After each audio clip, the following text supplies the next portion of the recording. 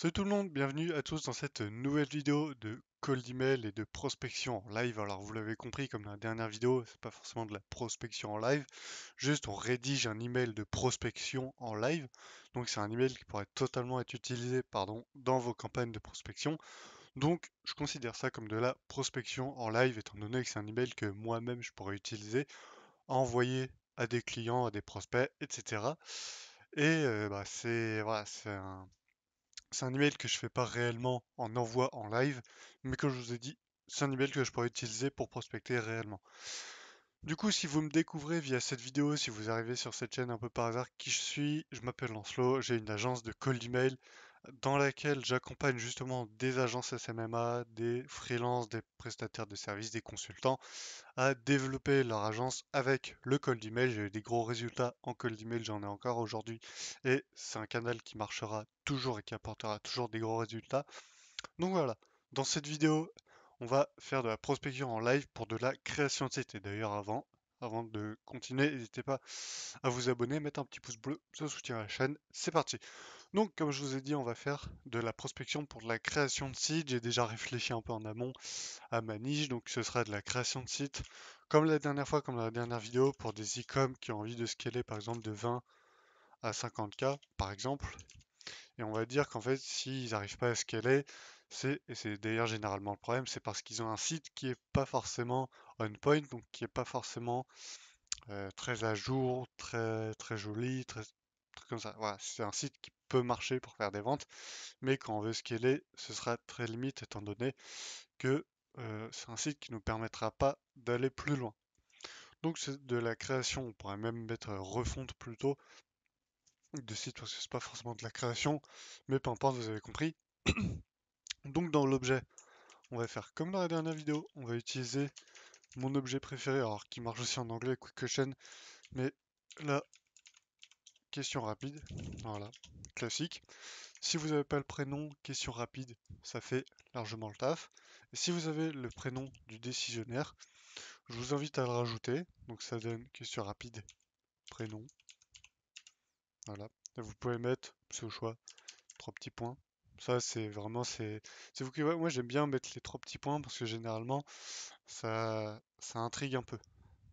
Voilà, ça laisse une suite un peu que juste si vous mettez question rapide, prénom, c'est tout. Donc voilà, c'est un peu plus intéressant. Ensuite, en termes de cible, donc comme on a vu, c'est des e-com de 20 à 50K, mais il faut que ce soit plus précis que ça, encore une fois, hein, dans prospection, il faut bien cibler, bien segmenter, sinon on n'arrivera pas bien loin. Donc notre cible, on va rester, je pense, comme la dernière fois. Alors, je sais même plus ce que j'avais choisi, mais ça va être des e-com de vêtements, par exemple de pulls, etc. Par exemple, justement, vu qu'on est dans la période, un e-com de vêtements bien pour l'hiver, donc ouais, des pulls, des pantalons, etc. Donc pulls et vêtements hiver, on va mettre. Vêtements hiver. Après, là, je mets ça parce que c'est très saisonnier et évidemment, vous pouvez choisir un peu ce que vous voulez. De toute façon, les templates, en gros, que je vous donne dans ces vidéos, elles marchent pour toutes les cibles. Vous pouvez faire avec des e-com de vêtements, des e-com de ce que vous voulez, ça marchera évidemment. Donc, notre offre refonte de site alors on va être très vague dans cette offre-là, c'est juste histoire de nous donner une grosse idée de ce qu'on va faire pour régler les soucis, par exemple, de conversion. Parce qu'il y a beaucoup de sites qui ont au final des sites web, enfin il y a beaucoup ouais, de marques, etc., qui ont des sites intéressants. Et généralement c'est sur les marques amateurs, évidemment, sur les grosses marques je sais pas quoi, multi-pays, etc. C'est généralement pas ce qui arrive. Mais sur les jeunes marques, c'est des choses qui peuvent arriver. Donc c'est des soucis de conversion, ça peut être au niveau par exemple du panier, au niveau du copywriting. Alors, il peut y avoir des soucis comme ça qui font que le site n'est pas optimisé pour les conversions. Du coup, nous, c'est ce qu'on va faire. Comme la dernière fois, on va mettre le complément. Donc on va écrire une ligne bref avant de rédiger l'email juste en bas. Donc le complément, ça va être par exemple, j'ai vu votre... Je pense que ça va être un peu le même que la dernière fois, honnêtement. J'ai vu votre marque de vêtements. La dernière fois, dans la dernière vidéo, on avait dit Ma sœur a acheté chez vous, on adore vos produits, machin. Cette fois, on va dire j'ai acheté chez vous, j'adore votre marque. Tant qu'on parle de pull, on va dire j'ai acheté un pull chez vous, je l'adore, il est très confortable. Par exemple. Honnêtement, c'est un compliment que vous pouvez utiliser même si c'est pas le cas, mais soyez un minimum sincère. Si vous aimez pas ce qu'ils font, dites pas ça. Ouais, parce qu'ils ils vont le voir quand même. Ils sont pas cons, hein, les gens. Case study. Comme la dernière fois, on va dire qu'on a, on a aidé une boutique similaire. Alors, on va pas aller dans les détails dans cette phrase-là, à dépasser les 50K mensuels grâce à un site optimisé. Alors, encore une fois, là, c'est très vague. Call to action, comme la dernière fois, rdv /r1, appel téléphonique. Donc, dans notre call to action, il faut encore une fois être très clair sur ce qu'on veut. Si on donne pas, si on donne pas d'indication claire et précise, jamais la personne ne prend rendez-vous parce qu'elle sait pas ce qu'il faut faire et c'est pas forcément ce qu'elle a à faire. Et c'est le problème en fait de beaucoup d'emails. Il y a tellement d'informations qu'au final on sait pas ce qu'on a à faire et bah au final personne prend rendez-vous, personne ne fait rien, même si la personne est généralement peut-être intéressé. Et c'est ce qui peut au final bloquer beaucoup d'entre vous, beaucoup d'agences, beaucoup de freelances, de prestataires, etc. à avoir des clients parce qu'en fait ils sont très vagues dans les call to action et dans ce qu'ils offrent et dans ce qu'ils proposent. Qu'au final, même la personne en face, si elle est intéressée, prendra jamais rendez-vous parce que c'est trop compliqué et c'est trop complexe et elle comprend rien à ce que vous lui proposez. Voilà, petite parenthèse, j'ai reçu un mail il y a pas longtemps, pareil de prospection à la con comme ça. Il était archi vague, j'ai rien compris au truc. Et même si potentiellement ça pouvait m'intéresser pour ce que je veux faire et ce que j'ai envie de mettre en place dans le futur, je lui ai pas répondu et je lui répondrai pas parce que j'ai rien compris à son email et je sais pas ce que j'ai à faire. Il y a 40 liens qui mènent vers des Google Drive, tu sais même pas ce que c'est, t'as même pas confiance au truc. Aussi, dans vos mails, mettez pas de lien. Dans vos premiers mails, mettez pas de lien.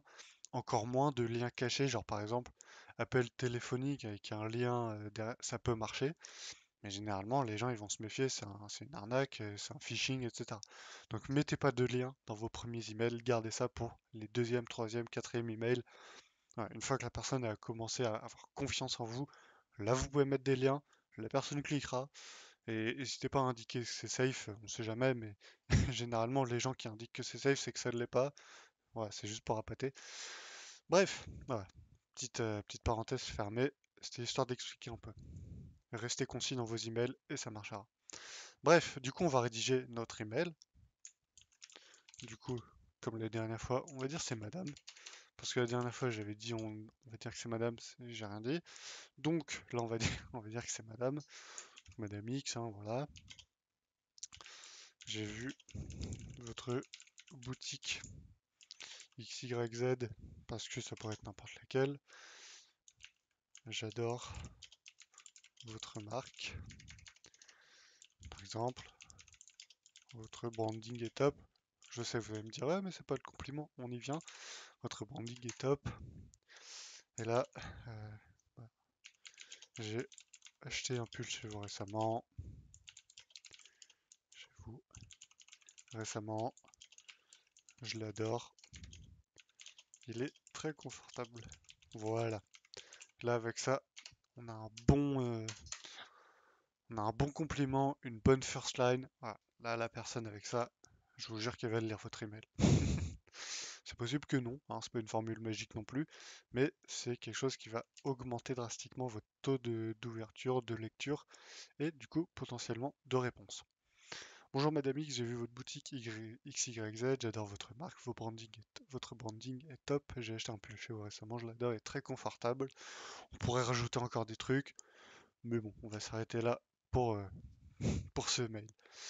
Du coup, case study, on a aidé une boutique similaire à la vôtre, nanana. Du coup, là on peut dire récemment, j'ai aidé une marque similaire à la vôtre. Alors là, on va se positionner de manière très saisonnière. Je vous montre. J'ai aidé une marque similaire à la vôtre à optimiser. Je vais y arriver. À optimiser sa boutique en ligne pour augmenter. Alors, si vous dites taux de conversion, je l'avais dit dans une dernière vidéo, il y a une chance pour que la personne sache pas ce que c'est. Alors, généralement, un entrepreneur sait ce qu'est un taux de conversion, mais c'est possible que non. Donc, dans le doute, là, on met taux de conversion parce qu'on s'adresse à un e-commerçant. Logiquement, ils savent ce que c'est. Mais c'est possible si, par exemple, comment dire, les business owners, on va dire, sont un peu plus vieux, voilà, ou même un peu plus jeunes, ou que c'est des gens qui sont pas forcément, je sais pas trop vraiment dans le business et qui ont lancé ça un peu comme ça. Ça arrive, ça arrive. Donc, n'hésitez pas à trouver dans ce genre de cas des phrases un peu plus compréhensibles par tout le monde. Alors, un taux de conversion, on peut deviner un peu ce que c'est par rapport au contexte, mais on ne sait jamais. Voilà, essayez de trouver des. Quand vous mettez des gros termes techniques, essayez de trouver des remplacements que tout le monde peut comprendre. Genre, par exemple, si vous avez parlé de MMR, de ROI, etc. Voilà. MRR d'ailleurs. Mais peu importe. Tous ces acronymes-là, tous ces termes techniques, essayez de trouver des remplacements humains, entre guillemets. Bref, récemment j'ai aidé une marque similaire à la vôtre à optimiser sa boutique en ligne pour augmenter son taux de conversion pour la période des fêtes. Justement, c'est encore mieux de se positionner de manière saisonnière parce que on sent que c'est précis comme email et que c'est ciblé de manière, encore une fois, très précise. Parce que c'est thématique, c'est saisonnier, et ça, c'est pas un email que tu vas envoyer dans une campagne en mars, avril, juin, juillet.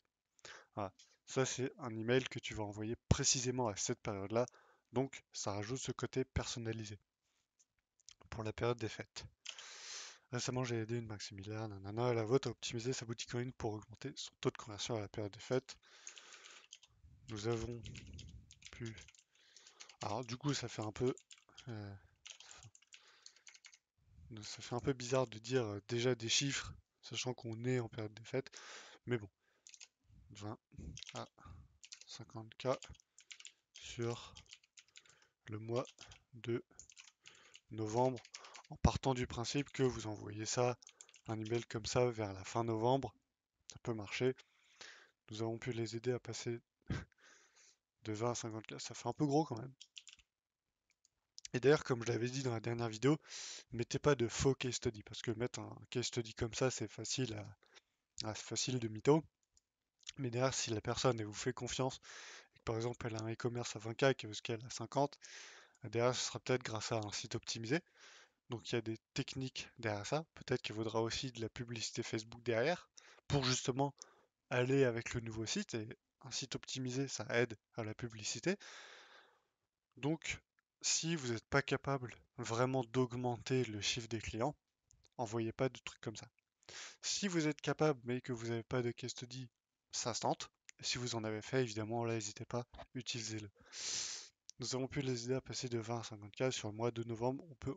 Honnêtement, on peut dire octobre pour préparer les fêtes. Nous avons pu les aider à passer de 20 à 50K sur le mois d'octobre.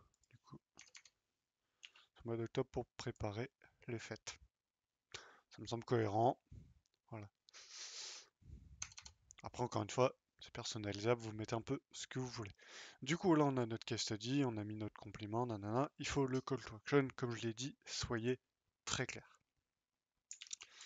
J'aimerais beaucoup faire de même pour votre boutique, marque, peu importe. J'aimerais beaucoup faire de même pour votre boutique. Serez-vous disponible pour un échange?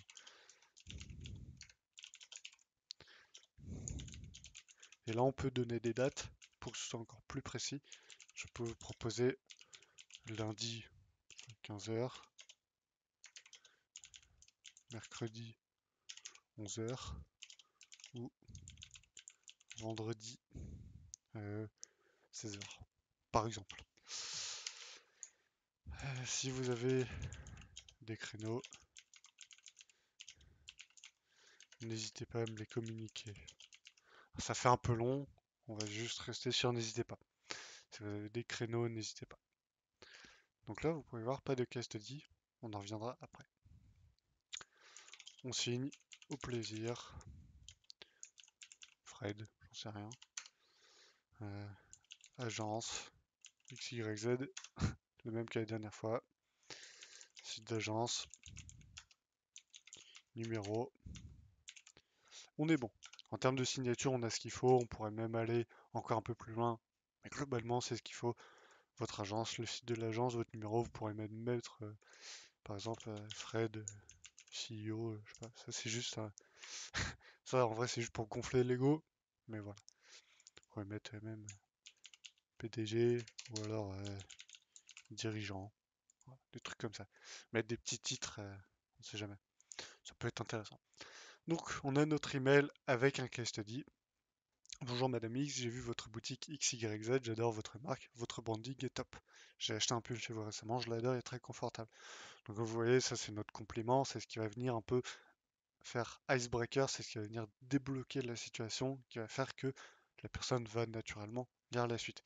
Récemment, j'ai aidé une marque similaire à la vôtre à optimiser sa boutique en ligne pour augmenter son taux de conversion pour la période des fêtes. Nous avons pu les aider à passer de 20 à 50K sur le mois d'octobre pour préparer les fêtes. Alors là, on peut dire pour préparer le lancement. Je sais pas. J'aimerais beaucoup faire de même pour votre boutique. Serez-vous disponible pour un échange? Là, on peut hop, sauter une ligne. Je peux vous proposer. Nanana, nanana. On peut aussi proposer, sauter une ligne là. Si vous avez des créneaux, n'hésitez pas. Au plaisir, nanana. On est bon. On a un email correct, qui est convenable. Comme je vous l'ai dit dans la dernière vidéo, les emails parfaits, ça n'existe pas forcément. C'est toujours optimisable. Cet email là, si je prenais un peu plus de temps, je pourrais l'optimiser et avoir un truc très clair et très précis.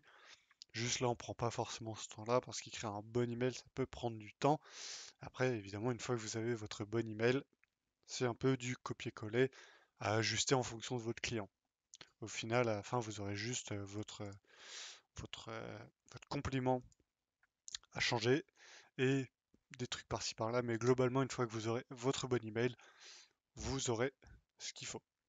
Donc si vous voulez créer un bon email, vous pouvez passer par ce modèle-là, mais je vous conseille quand même de passer un peu plus de temps pour aller chercher de la cohérence. Là, par exemple, la dernière ligne, je la trouve pas ouf, elle serait améliorable, mais on va pas prendre le temps dans cette vidéo. Donc, pas de case study, parce que imaginons, vous avez envie de créer des sites pour des e-com, mais vous n'avez pas de case study. Qu'est-ce que vous faites? Bon, on va faire comme la dernière fois, on va reprendre ce mail-là, et sauf que à la place du case study, on va faire une offre. Donc une offre, c'est quelque chose que votre prospect, votre client ne pourra pas refuser en la voyant. On va faire la même introduction que la dernière fois. J'ai une agence de création de site, spécialisée en e-commerce, histoire de dire que vous êtes la bonne personne pour l'aider, spécialisée en e-commerce. J'ai une agence de création de site spécialisée en e-commerce. Nous aidons les marques comme la vôtre à se développer avec le web. J'ai remarqué que votre site pourrait être optimisé pour euh, maximiser vos profits, par exemple. C'est pourquoi je vous propose une refonte. Donc là, encore une fois, si on prend un peu plus de temps, on peut créer un meilleur truc. Mais là, voilà, on fait ça histoire de... On écrit quand même quelque chose de décent qui peut être utilisé, pardon. Mais si vous voulez écrire, comme je l'ai dit, un très bon email, prenez du temps. Prenez du temps à chaque fois sur chaque ligne, chaque phrase, chaque paragraphe, nanana. Même limite, chaque mot est important. C'est pourquoi je vous propose une refonte pour pour euh, pour pour pour, pour augmenter vos ventes, par exemple. Pour augmenter vos ventes. Après, là, vous pouvez être honnête en disant je n'ai pas de portfolio. Et là, c'est risqué parce que vous dites à la personne que vous créez des sites, mais vous n'avez pas de portfolio, donc ça veut dire que vous en avez jamais créé, donc pourquoi vous donnerez de l'argent au final?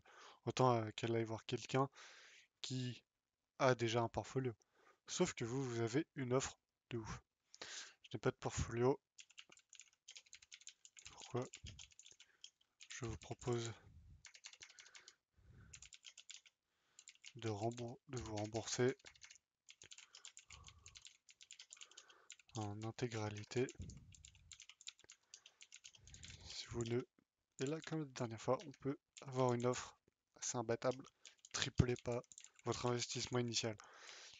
Ce que ça va faire, c'est que ça va mettre un peu un sentiment de sécurité de, chez la personne. Elle va dire, mon investissement, de toute façon, il est sécurisé parce que si jamais il me faut un site, nanana, mais qu'au final, derrière, il me rapporte rien et qu'il n'est pas optimisé comme ils l'ont dit, il me rembourse x3. Donc imaginons que la personne elle dépense 2000 € chez vous pour un nouveau site et que bah, vous n'arrivez pas à apporter les résultats que vous lui promettez, vous lui remboursez 6000 balles. Voilà. Donc là, après, c'est à vous de soit être sûr et certain de ce que vous pouvez apporter à la personne, soit bah, essayer autre chose, mais dans ce cas-là, c'est c'est pas sûr que vous ayez le client si vous n'avez pas de portfolio. Voilà, donc de toute façon, l'idée, si vous n'avez pas de case study, c'est d'avoir une offre imbattable.